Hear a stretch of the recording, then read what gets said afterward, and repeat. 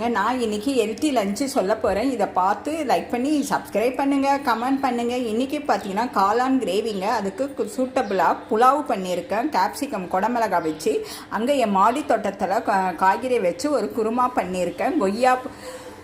கொய்யாப்பழம், அப்புறம் கொஞ்சம் எங்கள் மாடி தோட்டத்தில் உள்ள கத்தாழையை வச்சு ஒரு மோர் போட்டு டீ பண்ணியிருக்காங்க. இது எல்லாமே ஹெல்த்தி ஃபுட்டு தாங்க. இப்போ நம்ம கத்தாழைன்னு எடுத்துக்கிட்டோன்னா கல்லீரல் பிரச்சனை இருக்கிறவங்க இதை சாப்பிட்டோன்னா கழிவுகள் வெளியேறுங்க, பற்களை மேம்படுத்துதுங்க.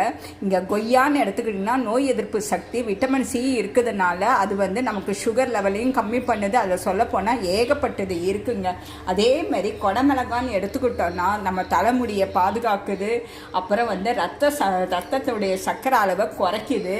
இதில் தோல்களை ஏற்படும் சுருக்கம், வறட்சி அந்த மாதிரி என்னென்ன இருக்கோ அந்த மாதிரி எல்லாம் சரி கண் பார்வையை